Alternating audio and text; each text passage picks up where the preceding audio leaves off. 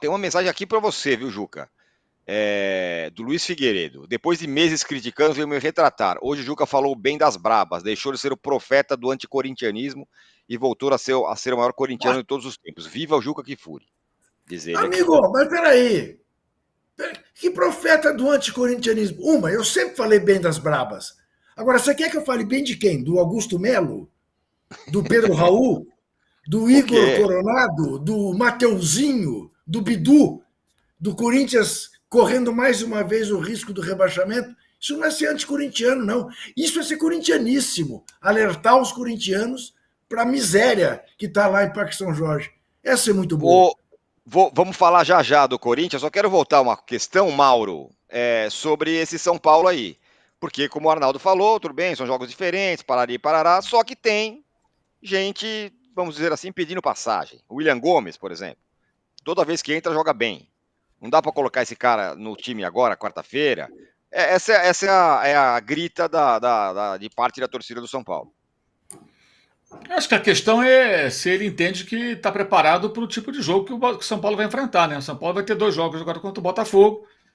O Botafogo é o favorito do confronto, tem um time melhor, está no bom momento. Primeiro jogo é no Rio, São Paulo tem que sair de lá com um resultado favorável, né? Para poder decidir em casa. Se tomar lá uma tunda vai ficar difícil. Mesmo uma derrota por um gol pode ser bem complicado. Você vê que o Palmeiras perdeu por um gol e não conseguiu a classificação jogando a partida de volta em São Paulo.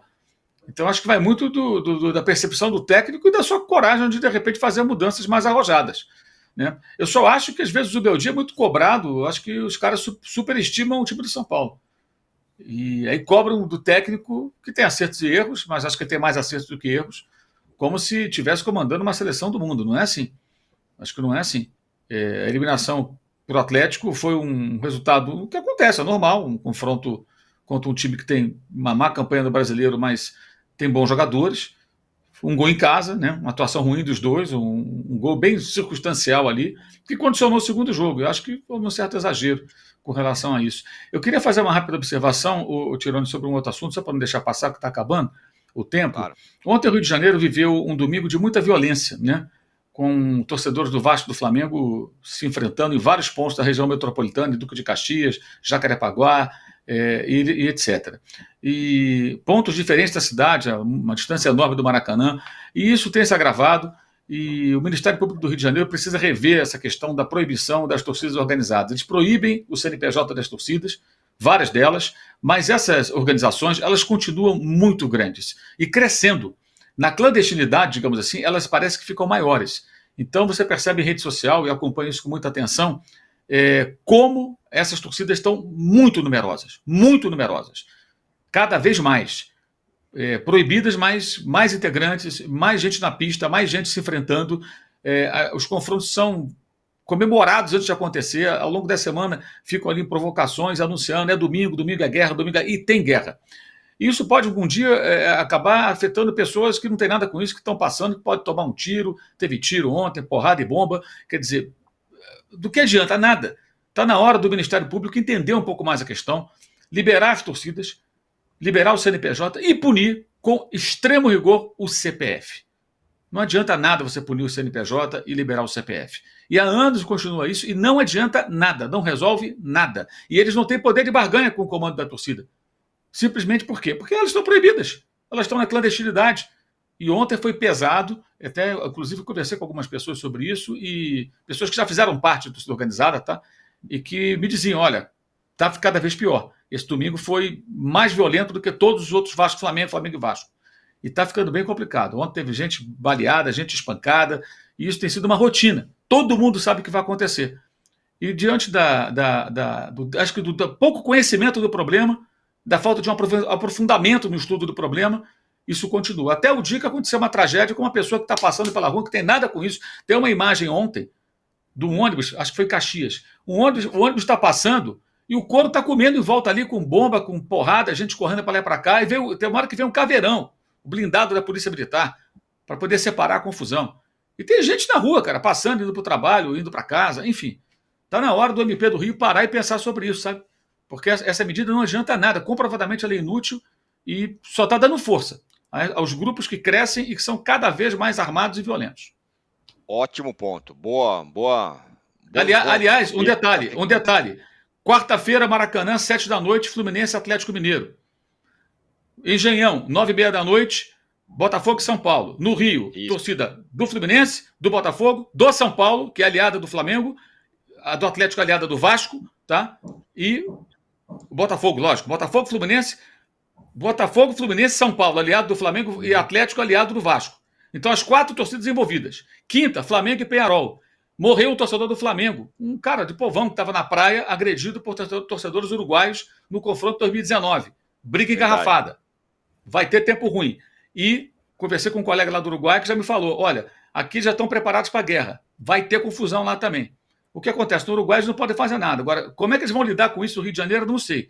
4 torcidas envolvidas. 6 torcidas. As 4 do Rio, a do Galo e a do São Paulo. É o que vai acontecer nessa quarta-feira de 2 jogos no Rio de Janeiro. E na quinta tem Flamengo e Peñarol, também um jogo internacional com muita rivalidade entre as torcidas. Realmente que fique é um bom claro ponto. que torcida única não resolve nada, hein? Só para avisar. Sim, antes que e no Nada, Rio ainda nada. no Rio. Nada. Se ontem fosse torcida única do Rio, isso não impediria Não os ia vários mudar nada. confrontos, como acontece aqui em São Paulo também. O dia do jogo, o dia do clássico, ele cria assim, eles poderiam brigar qualquer dia, mas quando é o clássico, mesmo quem não vai ao jogo, não tem ingresso, vai para a pista. É hoje. Hoje está todo mundo na rua. É hoje que a gente vai se enfrentar. Esse é o lema. Aqui não é muito diferente, não. O que revela que o ponto chegou à humanidade, né? Porque é isso entre as torcidas, é o debate político que acaba em cadeirada, é tiro na Flórida, lá com o homem jogando golfe. Realmente estamos bem. E o aquecimento global é mentira. Ô, Juca, Corinthians. Então. Está aí em antepenúltimo lugar. Tem uma euforia toda, Depay, tal, o meio da semana, loucura, dia da transparência, agora virou tal, mas tudo bem, que não era um jogo que você achava que ia ganhar do Botafogo. Veja, aí veio veio um amigo Figueiredo e disse que eu estava de anticorintianismo. O que serviu o dia da transparência? Primeiro, demorou 3 meses para acontecer, porque tinha sido prometido para abril.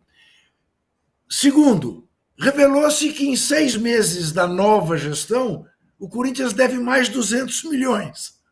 A tal gestão responsável. Mais 200 milhões. Era 2 bi 100, agora é 2 bi 300. Então, bom, pelo menos foi transparente. A gente sabe que essa gestão já aumentou em 200 milhões. Como diz Zé Trajano, quem é o Depay? É o Pelé que está chegando? O Messi? Não. Por que achar que o Depay vai tirar o Corinthians da zona do rebaixamento? Com todas as características que tem o Depay, menos ligados a fiel torcida, impossível. Ainda ontem vi uma matéria sobre os relógios e os automóveis do Depay e as amizades do Depay, né? Daniel Alves pagou não sei quem para tirar não sei quem da cadeia. Então, é tudo muito artificial. Agora, o torcedor é tão sedento de uma novidade, de alguma coisa que lhe dê um alento, que vira o que virou. O Botafogo fez... Não é nem dizer que o Botafogo fez o Corinthians pôr os pezinhos no chão, né? Porque tinha que ser muito fanático para achar que o Corinthians ia ganhar do Botafogo, porque o clima na quarta-feira, depois do jogo Juventude, era esse. Né? Agora vai lá e vai ganhar do Botafogo e ainda vai brigar por classificação lá em cima. Viu o que o Corinthians fez, principalmente no primeiro tempo. Acovardado. Então, a situação do Corinthians permanece perigosíssima. O Corinthians está na UTI num quadro estabilizado. Há semanas que fica ali entre os 4 últimos. Agora está entre os 3 últimos. Então não há motivo nenhum, infelizmente, para otimismo. Mas pode ganhar a Copa do Brasil, a Sul-Americana, vai jogar terça-feira, não é amanhã, em Fortaleza. Quem é favorito? Ah, não, mas podemos perder lá de 1-0, chega em Itaquera, uma hora isso para. Então não há motivo nenhum para o corintiano estar otimista. Nenhum, nem o Depay. Agora, dizer isso faz com que um velho corintiano que amargou 23 anos na fila acreditando, vire anti-corintiano. O que vai fazer? Pode fazer nada.